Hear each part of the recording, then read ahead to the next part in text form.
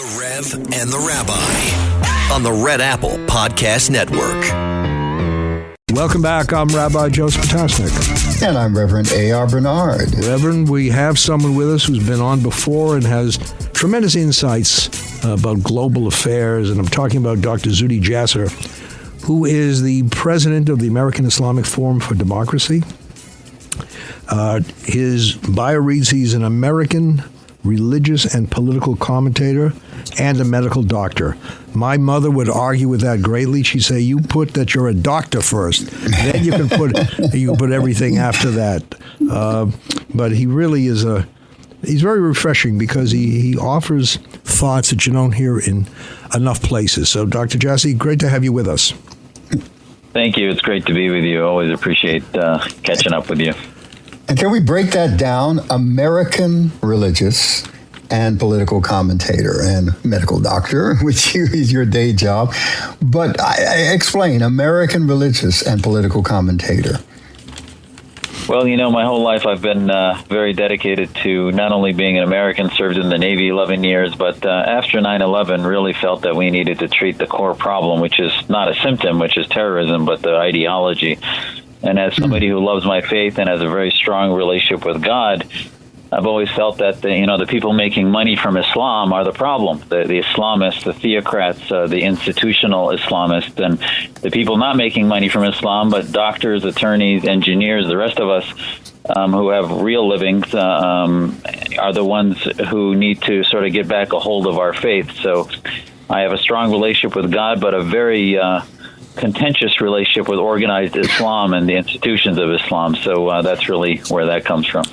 So clarify for us some of the misunderstandings about your faith. I have a lot of, Rabbi and I have a lot of Muslim and leaders, imams that we interact with and have a wonderful collaboration towards dealing with the issues within our society. Clear up some of the misunderstandings, if you will. Well, actually, I'm glad you asked it that way because I'll tell you, I think it's an apologetic for Muslims to say that these are misunderstandings. I think the Muslims that believe it's misunderstandings feel that they just want to stick their head in the sand and pretend there's no problems. And the reality is we have a massive cancer. And as a doctor, I will tell you that the patient Islam continues to exist as a faith despite Muslims, not really because of Muslims. We've really not taken back the leadership of our communities. We've not addressed the core problems. Our faith has been stuck in the 12th, 13th century without any modernization. And if you look at most of the Muslim majority countries, terrorism and radicalism, be it from ISIS, Al-Qaeda, Islamist, Khomeinist in Iran, or the militant theocrats, if you will, we've come to the West. Many of our families, like mine, have escaped that, but yet we've come here to celebrate, to practice our faith personally in a Judeo-Christian culture in the West. But we've not really brought our own faith into the 21st century. So it's not really misunderstanding. It's a sense of now the misunderstanding is that is Islam reconcilable with democracy? I have a debate that I gave a speech at Oxford in October 2024, and I said, as somebody who loves my faith, currently Islam is not compatible with democracy, but do I think it can be? Absolutely. That's why we've been doing all this work, and that just like our founding fathers felt that there can be no establishment of religion through government, and they worked against the Church of England and wanted to separate church and state in 1789 in our Constitution. Islam has not gone through that same revolution, and that's why I think what's so important about what's happening in Iran. It's the first time in 1,000 years now that Islam in that many centuries has had an actual process of defeating theocracy, which is really what we need to wake up and do. So if that's Doctor, go ahead. Rabbi. So if that's the case, what is a plausible solution, or is there one, to the current crisis? Is it, war? War is the only solution? There's no diplomatic solution? What do you see how do we navigate through this, given the mentality of the other side that many cases would prefer to die than live? Okay, so number one is you need to have a correct trajectory historically. So, if you look at the 30 Years' War in Europe, there was 10 million people almost that perished within 30 years in every country in Europe that was fighting against theocrats. And so the process in the Islamic world, I'm not sure it's going to mirror that, but it's going to be, similarly internal revolutions within each country, and each one's going to have different stages. That process is going to evolve, and every country will have its own type of evolution, but the historical arc will be the same, is that if the West takes side within the House of Islam, and it's not only that we're against radical Islam and against terrorism, but we advance what we're for, and we have an offense to take the side of the dissidents within Iran and within Syria and those who are fighting against theocracy versus, I was listening to Ambassador Barak yesterday talk about, he's the ambassador to Turkey. And I can't believe he's an American. He's basically saying, well, the Middle East has always had dictators. They're going to have dictators. And, we can't pretend they're going to become democracies. And, I'm like, this is an American saying this? America should be advancing the ideas of liberty, should be taking on the Marxists and jihadists of the Chinese Communist Party and the Russian autocrats and others, instead of just sort of doing the Game of Thrones thing we did in the 20th century and helping people who really don't share our worldview. So I think if you look at the arc of history, if we start weighing in the free market of ideas on the ground in these countries, I think it'll be headed in the better direction. I think the theocrats and the autocrats will be defeated because at the end of the day, people want to be free, and the Marxist jihadist axis will be defeated by liberty. But if we take a pass and we don't start pushing Muslims to take ownership for liberty and the Universal Declaration of Human Rights, I think the autocrats will win and the theocrats will win. See, that's important, and that's why I asked in the beginning for clarification, because the majority of people on the ground, John Q. Citizen, they have bought into so much of the rhetoric that they think that the Muslim community, the Islamic community, is monolithic. But they're not, because you talk about America for Islam, pushing an agenda that shares the values of the United States. Speak to that difference.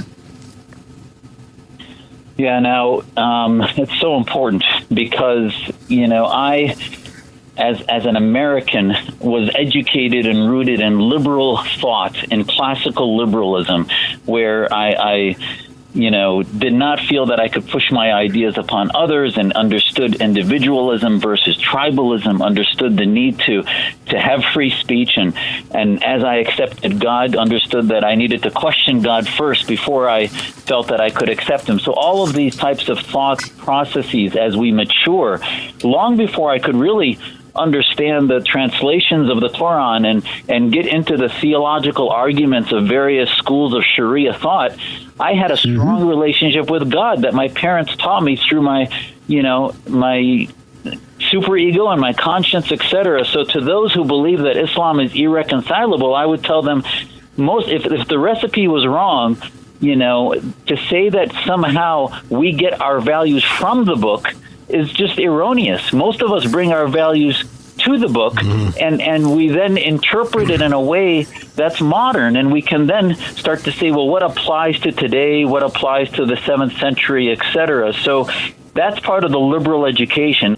So let me ask you, given the clear choices how people would prefer freedom, how do you explain this movement in America where you have young people siding with Iran and faulting America for the problem?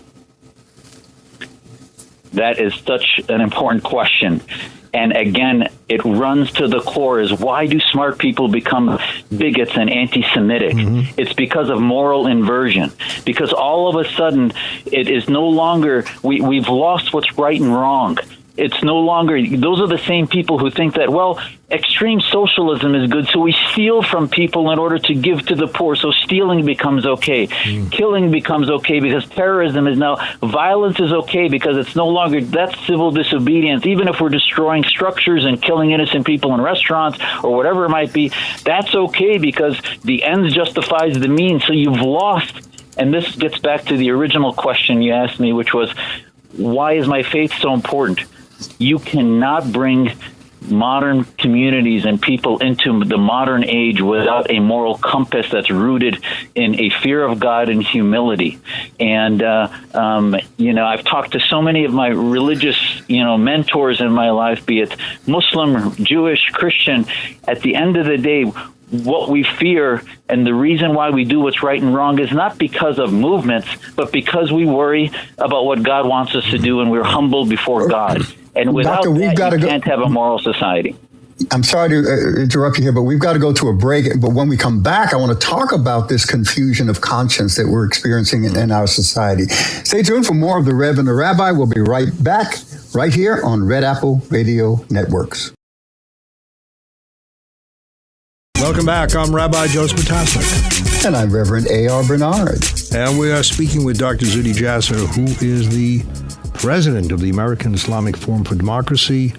He's an American religious and political commentator and happens to be a medical doctor. Happens to be. Yeah. Well, it comes after all of the other titles, like and is also a doctor. Become a medical doctor. Yeah. We wouldn't even ask him how many years it took to get there. But doctor, the culture wars have not merely divided societies. They've disoriented the inner, what you were talking about, moral compass of individuals. And what we're witnessing is not just disagreement over values, but what I call a deeper confusion of conscience, where there's this destabilization of how people even discern right from wrong. We don't agree anymore. We used to have a shared value system where we could say, okay, we agree, that's wrong, that's right. But not anymore, Doctor. Speak to that. Yeah, and then this is so important, is that the DEI movement, a lot of the identity politic movement was about retribalizing the West. And all of a sudden, the Enlightenment process, de Tocqueville wrote about in his book, he said the reason democracy in America was so successful is that they didn't need military rule because they feared God first. And they had a moral society. They had a very heavy church-going population, much more so than Europe. And thus, since they were a moral society, they didn't need military authority from government, and thus government was for the people and by the people, and separated and rendered under Caesar what is Caesar's and under God what is God's, as the Bible says. So that retribalization of identity politics that is also part of the culture wars is radicalizing our society. And this is what I testified to Congress about when Peter King asked me to testify in 2011. I said, listen, you guys might think this is just about Muslim radicalization and Al-Qaeda, and then, as ISIS was coming, et cetera. I said, no, they're going to radicalize the far left, the Democrats, the political movements, et cetera, because radicalization is not something unique to Muslims. And Chief Justice Thomas said it last week in the University of Texas, Austin. He gave a speech about progressivism. And he said progressivism is about basically rendering unto government what actually should be the domain of God, that the progressivists think that rights come from government, not from God. And I was listening to him saying, boy, you could replace the word Islamism with progressivism, and you would basically get the same answer. The Islamists think rights come from Islam or from the government that's Islamic rather than coming from God. So we need normal people in politics. We need normal, moral people in activism in society, and to get back to the roots of Western modernity, which is about the individual rights being protected over the tribe's rights. And that's why America is not a democracy, it's a republic. The Bill of Rights protects every individual, because left to their own devices, as Ben Franklin said, 3 wolves and a sheep voting on what's for dinner is democracy. So we have to be able to protect the individual. It's interesting. But we're redefining terms like justice, freedom, identity. Narratives are changing. Rabbi and I have spoken about this. We are arguing as to who is the victim and who is the oppressor. Because you have those who are protesting, against what's going on the sides of the Palestinians, and they see the Palestinians the oppressors. And then Jews are being, troubled by anti-Semitism, and they see themselves as the victim. How do we decide? What's the higher moral influence on our conscience and our understanding of right and wrong? Well, that's the million-dollar question, and every time we have a debate, we should be able to, in comfort and calmness, talk about what are the facts that we agree on and what are the things we disagree on, and no longer simply, if you look at the conspiracy advocates, they will use terms like obviously or clearly, and without, nobody's even asking questions anymore. It's as if somehow their version of the story is the truth. So first we have to figure out what the facts are, and once we agree on those, see if it's real victimology, if there's real victims, or it's actually fabricated victimization. And you find out now in Israel, for example, so much of the stories were just fabricated about what was actually happening to the Palestinians of Gaza. It's interesting, Doctor. I've had a number of former Iranian nationals coming to this country, now living here, and saying to me, thank God for Israel. And when you talk to many of the people who can't speak publicly, but privately in Iran, they'll tell you, thank God for Israel. And yet you have so many, Americans included, who will say Israel is causing the problems, leading America into this war. I was talking with a senator about the recent vote where they voted against Iron Dome and bulldozers, and she voted for, not against it, but for it. And I said, what's the reason you have so many Democrats voting against it? She said, well, it's anti-Bibi. So I said to her, but we're talking about Iron Dome. We're talking about protecting civilians. How does it make sense that that's against Netanyahu if you're protecting those who are innocent? And for that, there's no answer. So there is this, not moral clarity, but immoral clarity. People see what's right and wrong through such a different lens. Lens. Yeah, right. yeah. Yeah. Doctor? It's a parallel moral universe, Doctor. Yeah. And they demonized individuals, be it Prime Minister Netanyahu, be it President Trump, and all of a sudden the policy doesn't matter anymore. The reality on the ground doesn't matter anymore. It's all a demonization of President. Thomas Friedman was giving an interview just a couple weeks ago, and he was being asked. They asked him, "Isn't this a good thing that the regime that's slaughtering its own people, killing dissidents, and wreaking terror across the Middle East is ending?" He goes, "Yeah, but the problem is because Netanyahu's doing it and Trump is, it's more of a bad." I'm like, and all of a sudden you saw a full disclosure that it really wasn't about moral clarity. It was about him hating the political partisanship of what was happening, which I think is the reality. And I think eventually it'll become obvious to everybody that Israel is the little America in the Middle East, and the same values that America was founded on in 1789 when our Constitution became real, Israel was founded on in 1948. And Friedman is regarded by so many as a great political thinker and commentator. And yet when you read that, you said, he doesn't deserve to hold that role. He shouldn't be. You shouldn't have a column, because he's really anti-Israel, anti-America. It's always anti-Trump, Netanyahu. It doesn't matter that people are fighting for freedom and ready to give their lives for freedom. He sees it like what's best. What's best is if Trump loses and Netanyahu loses. I mean, it's crazy. It's simply crazy. Doctor, I just want to, and just again, another point of clarification. Just because you support the nation of Israel, that doesn't necessarily mean you agree with all of its tactics and all of its policies and decisions. Is that correct? Absolutely. Like every America. country has its own. Every country has its own internal debates, and I may have some disagreements. And I'm an American, and I will have my debates on American policy, but I will not allow. At the end of the day, I think that it is in America's interest to not only support our ally Israel, but it is the strongest ally we have in the world because of the neighborhood it lives in and because of its history of what led it to exist post-Holocaust. And we need to support that because just as our founding father, George Washington, talked about the special relationship he had with the Jews in America in the late 18th century, there's a special relationship that America has with the Jews in Israel that we need to protect, because if we do not, as every time in history has shown in the thousands of years of Jewish history, it will end up destroying the rest of our civilization if we don't recognize anti-Semitism when Israel and America cherish dissent. If you pick up an Israeli paper, you will see major disagreements. But at the end of it all, both sides love the country. There are people who disagree with American policies, but yet love the country. I think one of the problems we're facing today is you have those who don't love the country, who would like to see a different administration, a different way of dealing with issues, and all of a sudden the enemy becomes the person who is the friend. There's been a total transformation. Israel is now the enemy in the eyes of many, when it has been a great friend, liberating people. Yeah, but Rabbi, what the doctor said is important, and you and I have had this conversation.